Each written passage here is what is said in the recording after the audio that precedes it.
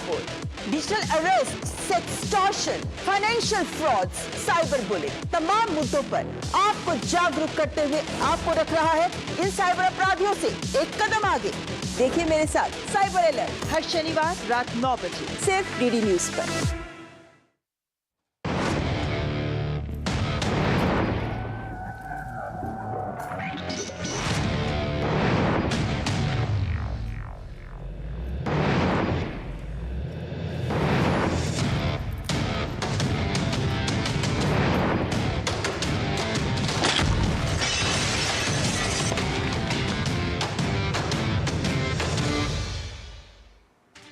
नमस्कार, आप देख रहे हैं डीडी न्यूज। खबरों की विश्वसनीयता से लेकर पैनी जांच पड़ताल तक, तथ्य, आंकड़े और प्रमाण के सटीक आकलन की तेज चाल तक, हर खबर को डंके की चोट पर उठाना हमारी जिम्मेदारी।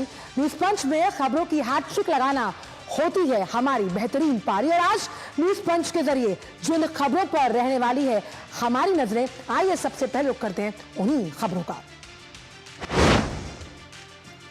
तो बात करेंगे सेवन सिस्टर्स यानी मणिपुर की किस तरह से मणिपुर की हिंसा में आ रहा है पाक का नापाक कनेक्शन। इस पर डालेंगे नजर और करेंगे जांच पड़ताल बारीकी के साथ।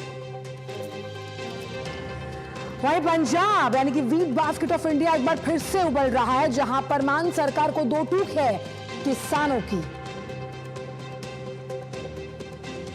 और आखिरकार क्यों आग बबूला हो रहे हैं ट्रंप और लगातार दे रहे हैं धमकियां ईरान, जेलेंस्की और पुतिन को, जानेंगे इस अंतर्राष्ट्रीय खबर में। तो इन तमाम तीन बड़ी खबरों को जानेंगे विस्तार के साथ। सबसे पहले बात करते हैं मणिपुर हिंसा को लेकर, जहां यह जताया जा रहा है कि जो हिंसा है उसमें पाक के नापाक इरादे हैं। हिंसा भड़काने में पाकिस्तान का कनेक्शन पाक की सेना से जुड़े विंग से सामने आ रहा है, क्योंकि जो अलग अलग फंडिंग है, अलग अलग प्रोफाइल से जो पोस्ट डाले गए हैं, जो हेट पोस्ट, हेट स्पीचेस डाली गई हैं, उसमें फंडिंग कहीं ना कहीं कहां से आ रही है? वो आ रही है पड़ोसी देश पाकिस्तान से।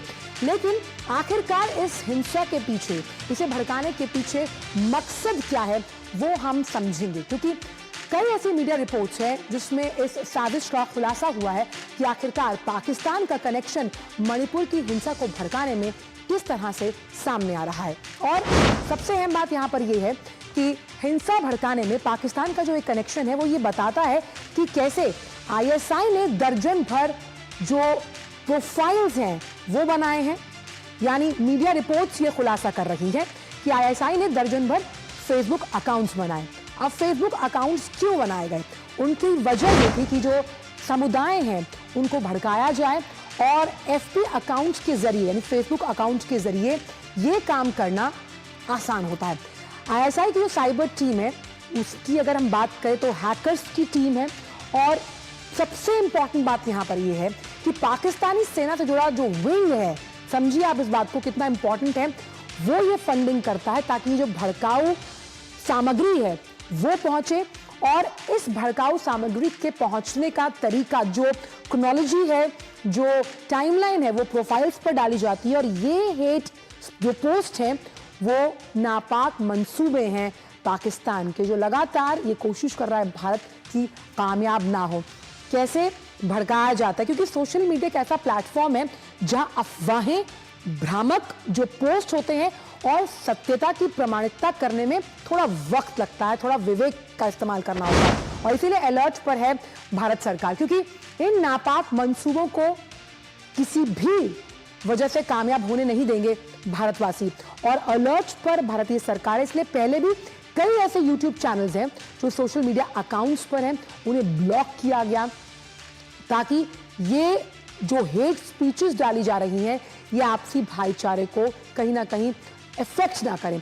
और पाकिस्तान से हो रहे संचालित तनाव को बढ़ाने के लिए पोस्ट कर रहे ये जो तमाम वीडियोस हैं, देखिए ये वीडियोस अगर भविष्य में भी सामने आएंगे तो इन पर कड़ी कार्रवाई की जाएगी, क्योंकि डिजिटल प्लेटफॉर्म बहुत बड़ा है और डिजिटल प्लेटफॉर्म पर क्या सही है क्या गलत है इसका फैसला लेना थोड़ा पेचीदा होता है। लेकिन सरकार पूरी तरह से अलर्ट मोड पर यहां पर है।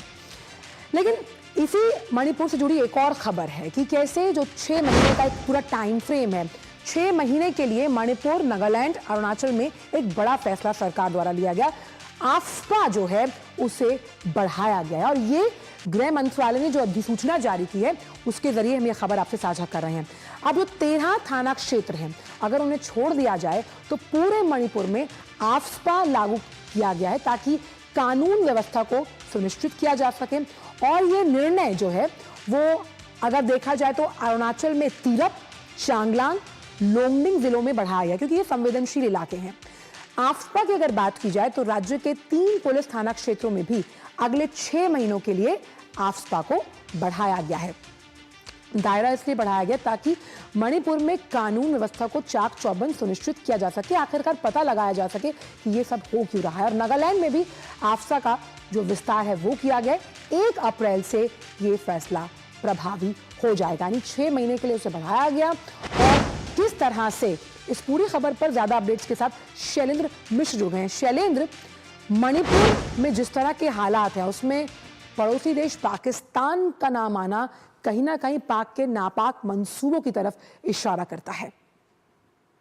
आंचल, देखिए, ये पहली बार नहीं है जब ये खबरें आई हैं कि पाकिस्तान में बैठे कुछ लोग या आईएसआई सोशल मीडिया के जरिए या फिर वहां पे के आईपी एड्रेस वाले कुछ जो सोशल मीडिया पोस्ट हैं उनके जरिए ये कोशिश की जा रही है कि वो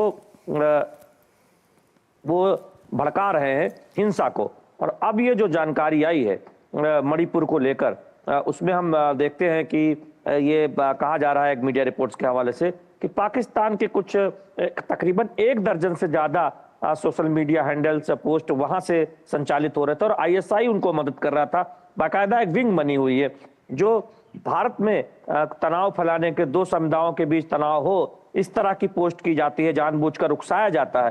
तो ये हम देख रहे हैं कि इस तरह के घटनाक्रम सामने आ रहा है। और पहले भी इस बात के सबूत मिले हैं जब भारत सरकार ने कार्रवाई की थी कुछ ओटीटी प्लेटफॉर्म पर अश्लील सामग्री को लेकर, और उससे पहले कुछ सोशल मीडिया हैंडल्स पर जिन पर यह आरोप था कि वो पाकिस्तान या फिर विदेशों से संचालित हो रहे हैं और भारत में वो तनाव बढ़ाने की कोशिश करते हैं या इस तरह की पोस्ट करते हैं कि जिससे यहाँ पर जो सामाजिक समरसता है उसमें कुछ दिक्कत हो। तो ये एक और मामला अब ये सामने आया है कि मणिपुर में हिंसा के पीछे पाकिस्तान की जो एजेंसी आईएसआई उसके फंडेड वहां पर जो एक पूरा सेल बना हुआ है, वो लोग सोशल मीडिया पोस्ट के जरिए यहाँ मणिपुर में हिंसा भड़काने की कोशिश कर रहे थे 2 समुदायों के बीच। हम जानते हैं कि कुकी और मैतेई जो समुदाय हैं उनके बीच सौहार्द बना रहे, इसके लिए तमाम जो सामाजिक संगठन है भारत में वो उस पर सहयोग करते हैं। लेकिन पाकिस्तान में बैठे कुछ जो तत्व हैं जो सोशल मीडिया प्लेटफॉर्म के जरिए वो एक भड़काऊ काम कर रहे हैं, भड़काने का काम कर रहे हैं। लेकिन शैलेंद्र, जिस तरह से जो आईटी सेल है वो काफ़ी सजग और सतर्क है, ऐसे में किस तरह से पता लगाया जाता है, क्योंकि तमाम जो यूट्यूब चैनल्स हैं आप जानते हैं कि बहुत बड़ा सोशल मीडिया प्लेटफॉर्म है और यहाँ पर क्या सत्य है, क्या फैक्ट चेक है, उसको लेकर आना थोड़ा पेचीदा होता है। तो किस तरह से ये पूरा एक्शन और अलर्ट मोड पर सरकार है? देखिए, जो सूचना प्रसारण मंत्रालय है वो इस पर कड़ी नजर रखता है कि कोई ऐसा पोस्ट और हैंडल जो लगातार इस तरह के पोस्ट करता है जिससे जातियों के बीच हिंसा को बढ़ावा मिले या फिर सामाजिक सौहार्द बिगड़ने से जुड़ा पोस्ट हो, तो उन पर नजर रखी जाती है और उनके आईपी एड्रेस कहाँ के हैं, वो संचालित कहाँ से हो रहे हैं, ये देखा जाता है। तो कई बार ऐसा होता है कि वो भारत से संचालित ना होकर किसी दूसरे देश से, ज्यादातर मामलों में पाकिस्तान या फिर कोई दूसरा देश, वहां से वो संचालित होते हैं। तो ऐसे की पहचान करके उनको ब्लॉक करने की एक हम देखते हैं कि एक पूरा मैकेनिज्म है। आईटी मंत्रालय को लिखा जाता है, आईटी मंत्रालय फिर उसपे। जी शैलेंद्र, लेकिन जिस आफ्स्पा को 6 महीनों के लिए बढ़ाया गया है, बहुत ही संक्षिप्त में आपसे जानना चाहूंगी कि आखिरकार सरकार द्वारा ये फैसला किस लिहाज से लिया गया और मणिपुर में हालात सामान्य करने के लिए किस तरह से मिशन मोड में काम किया जा रहा है? जी देखिए, उत्तर पूर्व में हम जानते हैं कि कई जगहों पर आपसा ये समय समय पर बढ़ाया जाता है और इसकी वजह ये होती है कि ये सुनिश्चित करना है कि किसी तरह की कोई हिंसा ना हो और कानून व्यवस्था बिल्कुल सही रहे। तो उस दिशा में हम इसे कदम देखते हैं और हम जानते हैं कि संसद में जब मणिपुर के बजट पारित हो रहा था तब निर्मला सीतारमण ने इस बात को कहा था कि वहां बाकी राज्यों की तरह ही शांति हो और साथ ही साथ विकास भी उतनी तेज रफ्तार से हो, ये सुनिश्चित करेगी केंद्र सरकार। तो ये उस दिशा में हम देखते हैं कि इस कदम को मान सकते हैं। और हम जानते हैं कि मणिपुर के विकास के लिए एक बड़ी योजना पर काम हो रहा है। उसमें हम देखते हैं कि मणिपुर का बजट पारित हुआ है और केंद्र सरकार की तरफ से कहा भी गया कि मणिपुर के विकास के लिए कोई कोर कसर नहीं छोड़ी जाएगी। बिल्कुल, और एक्ट ईस्ट पॉलिसी के तहत ये तमाम कदम भी उठाए जाते हैं। बहुत बहुत शुक्रिया शैलेंद्र इन तमाम जानकारी को हमसे साझा करने की। तो आइए अब सीधे बात करते हैं दूसरे मुद्दे को लेकर, जहां बात होगी पंजाब की। किसानों का एक बार फिर से हल्ला बोल है। पंजाब सरकार के खिलाफ किसानों का प्रदर्शन है, क्योंकि आप मंत्रियों और विधायकों के घरों को घेराव करने की कोशिश है और अपनी मांगों को लेकर किसान अड़ चुके हैं। वजह यह है कि एक बार फिर किसान और मान सरकार आमने सामने है। पंजाब सरकार पर जोर जबरदस्ती का आरोप है। जैसे कि 19 मार्च की अगर बात की जाए कि जो किसान खरौनी और शंभू बॉर्डर पर बैठे हुए थे, उन्हें वहां से खदेड़ा गया और पंजाब के किसानों का यह मानना है कि उनके साथ जबरदस्ती की गई थी। आखिरकार आज का पूरा जो प्लान है, जिस तरह से किसान अपना प्रदर्शन करने वाले हैं, एक बार वो भी आपसे साझा करते हैं कि किस तरह से पंजाब में एक बार फिर से विरोध प्रदर्शन की जो ज्वाला है वो भड़क गई है और आपके जो मंत्री हैं, आम आदमी पार्टी के जो मंत्री हैं और जो विधायक हैं, उनके घरों का घेराव जो है वो आज किया जाएगा। वजह यह रही कि 19 मार्च को पुलिस ने कार्रवाई के जो खिलाफ है ये आक्रोश बताया जा रहा है और पुलिस ने बलपूर्वक यानी जबरदस्ती किसानों को खदेड़ा था। अहम बात यहां पर यह है कि किसान मजदूर मोर्चा और संयुक्त किसान मोर्चा जो है वो संयुक्त तौर पर ये प्रदर्शन करने वाले हैं। एक बार फिर आपको ग्राफिक्स की तरफ से समझाने की कोशिश करते हैं कि एक बार फिर से ये विरोध प्रदर्शन हो रहा है। वजह ये रही है कि कैसे आप कि जो मंत्री और विधायक है, जिन्होंने ये वादा किया था, ये दावा किया था कि वो किसानों के लिए खड़े होंगे, लेकिन ऐसा होता हुआ नजर नहीं आ रहा। अब ये गुस्सा कहां से आया? गुस्सा आया 19 मार्च को लेकर, जहां खरौनी और शंभू बॉर्डर से किसानों को खदेड़ा गया और खदेड़ने का जो तरीका था वो जबरन था, बलपूर्वक किया गया, किसानों की बात नहीं सुनी गई, ऐसा किसान संगठनों का मानना है। और इसीलिए आज के प्रदर्शन के लिए किसान मजदूर मोर्चा और संयुक्त किसान मोर्चा जो है वो एक साथ सहमति हुई है इस विरोध प्रदर्शन में भाग लेने के लिए। तो ये प्रदर्शन जो चल रहा है उसमें किसान संगठनों की आखिरकार जो मांगे हैं, जिन मांगों को लेकर मान सरकार किसानों का मान नहीं रख पाए, वो भी आपके साथ साझा करते हैं कि आखिरकार किसानों की जो संगठन है उनकी मांगे है क्या। तो एमएसपी पर जो गारंटी कानून सहित है, अन्य मांगों के लिए जल्द समाधान लगातार किसान मांग रहे हैं।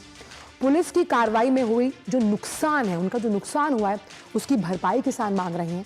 वहां जो लाठीचार्ज हुआ, जो हिंसा हुई और उस हिंसा में जो घायल किसान थे उनको लेकर मुआवजा वो मांग रहे हैं।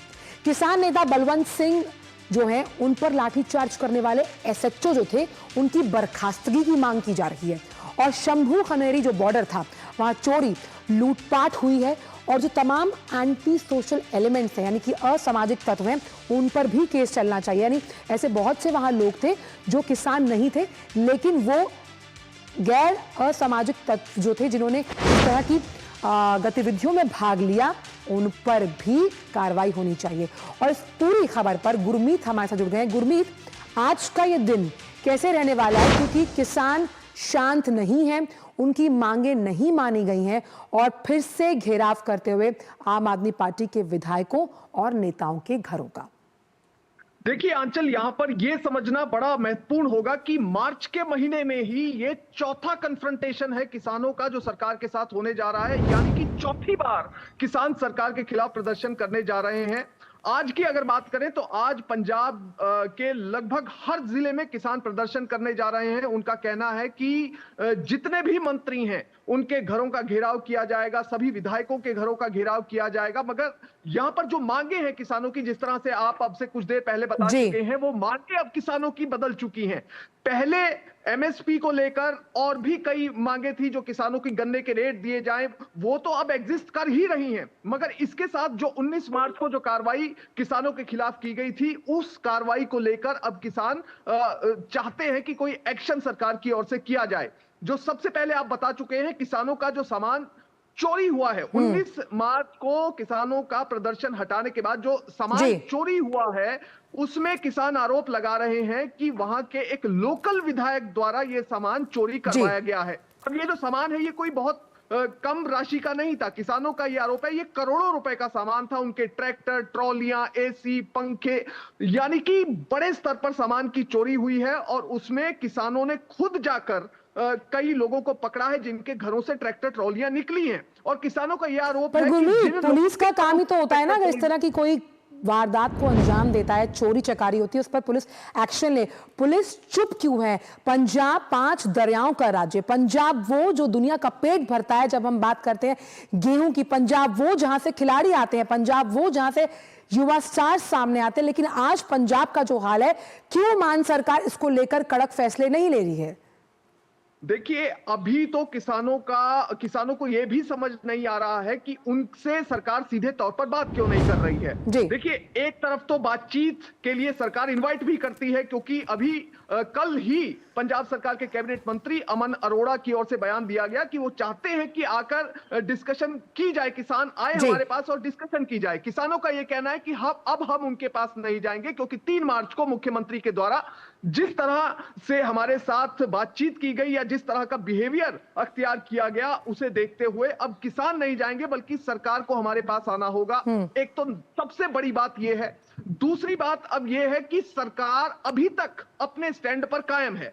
3 मार्च को मुख्यमंत्री के साथ हुई मीटिंग के बाद मुख्यमंत्री ने जो बयान दिया था, उन्होंने कहा था कि किसान ये धरना ही देते हैं, ये लोगों के लिए प्रॉब्लम्स ही क्रिएट करते हैं। और वही बयान अब एक बार फिर से ढाक के वही 3 बात है। गुरमीत, कई बार आपसे लगातार जब ये विरोध प्रदर्शन चले भी, 7 दौर की वार्ता बेनतीजा रही और कोई भी कंसेंसस जो है या फिर एक ऐसा फॉर्मूला अभी तक नहीं बन पाया। उम्मीद करते हैं कि आगे जल्द बनेगा। बहुत बहुत शुक्रिया गुरमीत इन तमाम जानकारियों को हमसे साझा करने के लिए। फिलहाल न्यूज पंच में वक्त छोटे से ब्रेक है। ब्रेक के बाद आकर जानेंगे कि ट्रंप साहब को आखिर ठंडा ठंडा कूल कूल क्यों बने रहने की सलाह दे रहा है विश्व। वक्त छोटे से ब्रेक का न्यूज पंच में।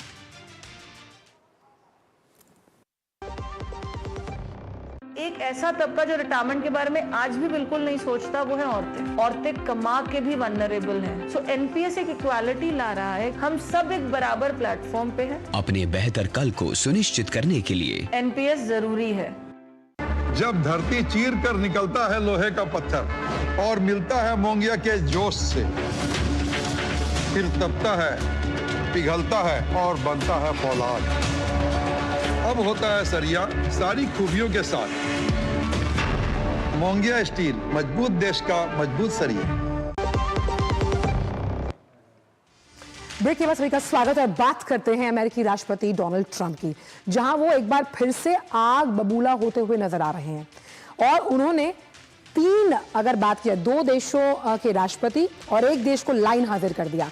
सबसे पहले पुतिन पर भड़के हैं ट्रंप। उन्होंने साफ तौर पर कहा कि रूसी तेल पर मैं टैरिफ लगाऊंगा, ये धमकी दी है। और वजह यह रही कि उनको कहीं ना कहीं पुतिन के आचरण में विश्वसनीयता की कमी नजर आई। वहीं यूक्रेनी राष्ट्रपति जेलेंस्की को भी 2 टूक चेतावनी दी है, क्योंकि उनको लग रहा था कि जो वो डील करने वाले हैं यूक्रेन के खनिज से जुड़ी हुई, वो पीछे हट रहे हैं जेलेंस्की साहब। और इसीलिए उन्होंने कहा कि भाई अगर डील नहीं तो नाटो में नो एंट्री, आप एंट्री भूल जाइए। वही परमाणु समझौते को लेकर अगर बात की जाए तो ईरान में बमबारी की चेतावनी दी है ट्रंप साहब ने। तो अगर न्यूक्लियर डील नहीं तो ईरान पर बम बरसाए जाएंगे। अगर आपने समझौता नहीं किया, ये कहना है ट्रंप साहब का, तो बरसेंगे बम। और सहमत आप नहीं होते हमारी बात से तो फिर क्या होगा? फिर सीधा सैन्य कार्रवाई आप पर की जाएगी। असल में हुआ यह है कि 2015 के समझौते से ट्रंप ने अपने हाथ खींचे हैं और ईरान ने न्यूक्लियर डील को सीधे तौर पर कहा था no, and no means no. अब ईरान क्या कर रहा है? ईरान अपनी जो मिसाइल्स हैं, यानी रेडी टू लॉन्च मोड में उसकी मिसाइल्स हैं, और इस वजह से यूएस के साथ टकराव के लिए तेहरान ने अपने कंधों को कस लिया है। अब ये तो बात हुई ईरान को लाइन हाजिर करने की। अब जरा जो नखरीले जेलेंस्की हैं, जैसा कि ट्रंप का मानना है, क्यों वो उनकी नाक का सवाल बन गए हैं, इस पर भी आपको बताते हैं। आखिर हुआ यह है कि ट्रंप ने यूक्रेन के राष्ट्रपति को जो है वो धमकी दी। धमकी क्यों दी? हम जानते हैं कि यूक्रेन जो है वो प्रचुर मात्रा जो खनिजों की है उसमें अत्यंत आगे है अगर बाकी देशों से इसकी तुलना की जाए। तो जो ये मिनरल डील है उसकी अगर वो पीछे हट जाते हैं जेलेंस्की साहब, ऐसा लग रहा है ट्रंप को, तो उन्होंने कहा कि मुश्किल में फंस जाएंगे आप। और इसीलिए एयरफोर्स वन में मीडिया कर्मियों से बात जब की ट्रंप ने, तो उन्होंने कहा कि ये डील हम कर चुके हैं, और वो कह रहे हैं कि अगर ऐसा नहीं होता या वो इससे पीछे हटते हैं तो नाटो की सदस्यता, जिसके लिए लगातार यूक्रेन आगे आ रहा है, वो इस नाटो में कभी भी एंट्री नहीं कर पाएंगे। यानी यूक्रेन नाटो में एंट्री नहीं कर पाएगा और वो मुश्किलों में फंस जाएंगे। तो यहां तो धमकी दे डाली जेलेंस्की साहब को।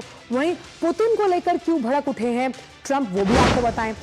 ट्रंप यानी जो हमारे रूसी समकक्ष हैं, उन्होंने पुतिन को चेतावनी दी। चेतावनी ये दी कि अगर युद्ध विराम नहीं होता, क्योंकि युद्ध विराम को लेकर लगातार बात हो रही थी और 30 दिनों में युद्ध विराम की बात कही थी, अगर युद्ध विराम नहीं होता तो नए सैंक्शंस लगाए जाएंगे, समझौता नहीं होगा तो डबल टैरिफ लगाया जाएगा, और इसमें अगर जो भी परिणाम होंगे उसमें गलती किसकी होगी? उसमें गलती होगी रूस की, जिसमें तमाम प्रकार के जो तेल से जुड़े हुए उत्पाद हैं उस पर 25 से 50% का आप मानिए टैरिफ लगाया जाएगा। और फोन पर जब इंटरव्यू के दौरान ट्रंप ने जेलेंस्की और पुतिन का जो कमेंट था, क्योंकि जेलेंस्की की विश्वसनीयता पर सवाल उठाए हैं पुतिन साहब ने कि उनकी अगुवाई में शायद युद्ध विराम पॉसिबल ना हो, और इस सवाल के जवाब में अगर बात किया तो ट्रंप साहब की दो टूक है पुतिन को। इसी पर बात करने के लिए अनिल थॉमस हमारे साथ जुड़ गया। अनिल, ट्रंप को कुछ ठंडा क्या भारत की तरफ से भिजवाया जाए, थोड़ा कूल हो जाएंगे? लगातार 3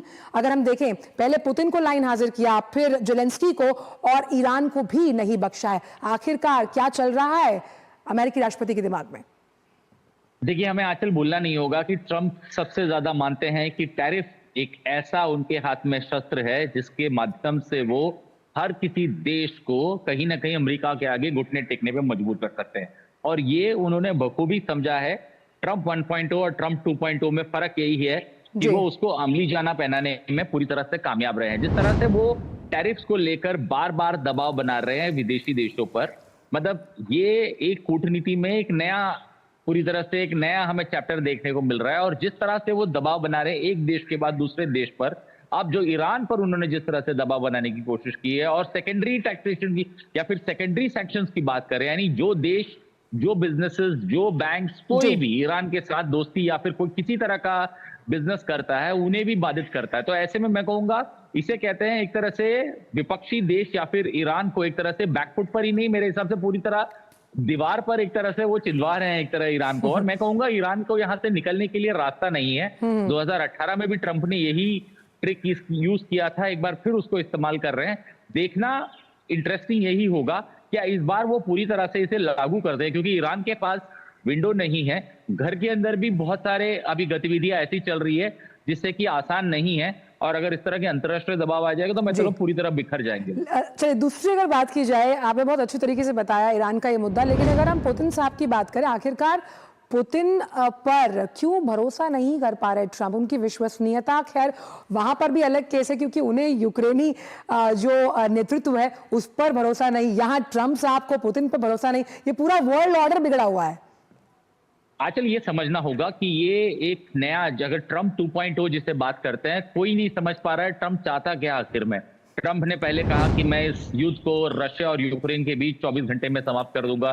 फिर उन्होंने कहा आप लोग को समझने में गलती हुई। फिर उन्होंने पुतिन पर भरोसा किया और पुतिन के साथ हाथ मिलाया। फिर पुतिन ने कहा सीज फायर करेंगे, लेकिन सीज फायर सिर्फ एनर्जी इंस्टॉलेशन पे होगा। तो कहीं ना कहीं ट्रंप साहब भी समझ रहे हैं कि हमारे पास बार्गेनिंग के लिए कुछ नहीं है पुतिन से। पुतिन जो कह रहा है ट्रंप हूबहू वही यूक्रेन और विश्व से कह रहा है। और कहीं ना कहीं यूरोपियन यूनियन को एक तरह से जिस तरह से बाहर किया इन्होंने पूरे मध्यस्थता से, तो लगता है कि यूरोपियन यूनियन के पास भी कोई रोल नहीं है। तो ट्रंप ने यहाँ एक अहम भूमिका निभाई है।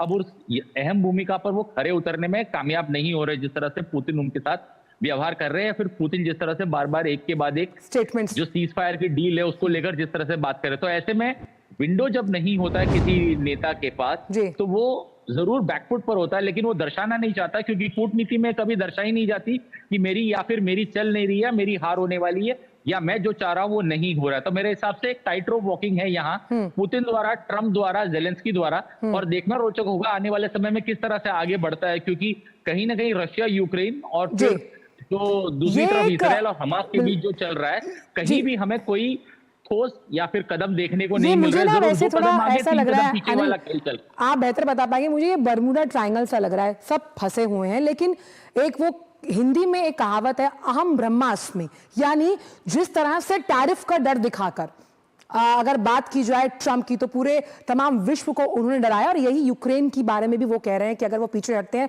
तो नाटो डील नहीं होगी, जो खनिज की डील वो बात करें। ऐसा तो नहीं खुद के सर पर हाथ रखेंगे और भस्म हो जाएगा। देखिए, खनिज डील में सबसे बड़ी अड़चन क्या है, आपको यह समझना होगा। यूक्रेन के पास जो खनिज है, वो खनिज में से ज्यादातर जो इलाके हैं वो रूस ने कैप्चर कर लिया है। तो फिर अगर आप खनिज डील करते हैं या फिर आप रेयर मिनरल्स की डील करते हैं, तो डील करेंगे जब आपके पास कोई चीज देने के लिए है। कहीं ना कहीं ज़ेलेंस्की ये बात को समझते हैं कि उनके पास देने के लिए कुछ नहीं, क्योंकि जो उनके पास है, जो उनके रिसोर्सेस है, वो रिसोर्सेस कहीं ना कहीं रूस कैप्चर कर चुका है। तो उनके पास वो है नहीं देने के लिए। तो वो एक ऐसा पॉइंट है जहां ज़ेलेंस्की ने ट्रंप को निगोशिएटिंग टेबल पे वापस लाए, लेकिन ज़ेलेंस्की इस पर नहीं चलेंगे।